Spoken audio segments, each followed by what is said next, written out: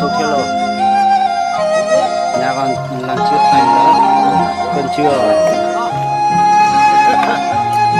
đi tới cái nhà này tại nó to luôn thì có cho lỗ vũ luôn nữa rồi sắp là cái món to sao luôn này à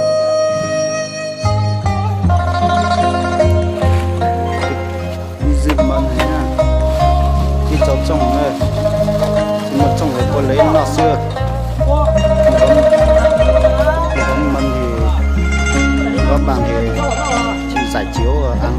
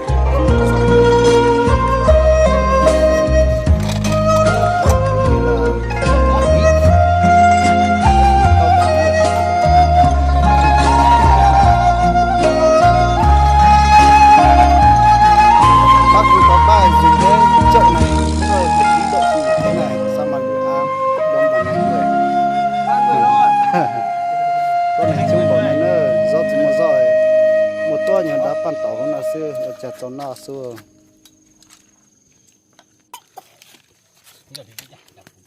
Không có bắp mút dầu nha, ra cái chậu này. Con nào lên mang con nào cái vào đây.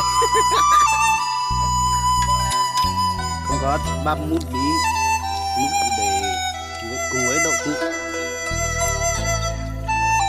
Đánh đụng một bát thôi. Đánh đụng một bát. Ô, nô pê, đi lò, thực xin giáo đất cháy nữa. Hôm nay chúng mình rất nhạc rồi. Nhạt nhiều nhất trong nhiều nhất trong làng này giờ ý của chào cái lúa giòn này ô nó chỉ có cái món lau từ vô lên chỉ món nào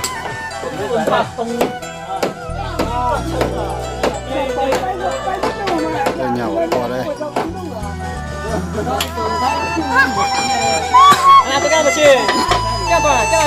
nó tên lâu nước chế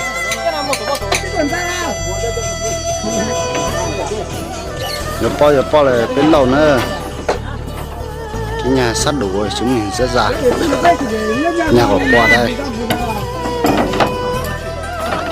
mua qua hôm nay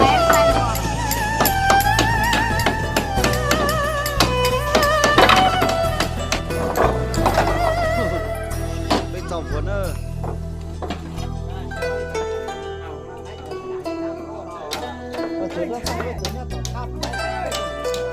sai vốn à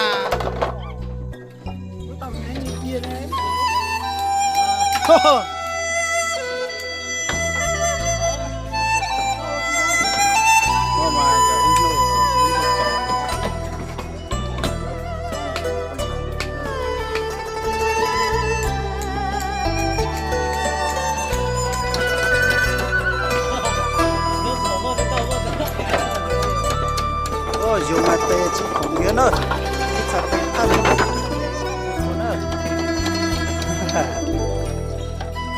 không rõ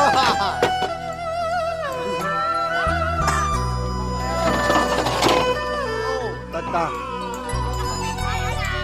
đó dây nhớ tới người đó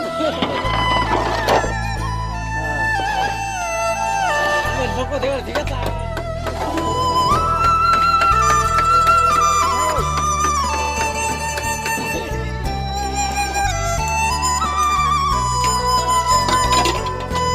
cho nó mà ở đây mà vừa thì chỉ hạt đi lột tê nữa tua sát tí trái sát tí cho lô vũ sát tí xưa nữa nên nó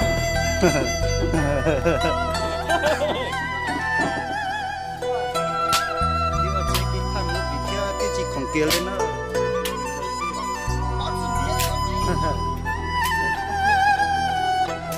giá cả trăm của ngài lột tái lột tí phun một lên tua cả chó đĩa luôn có một đua à nhà tôi nhà ta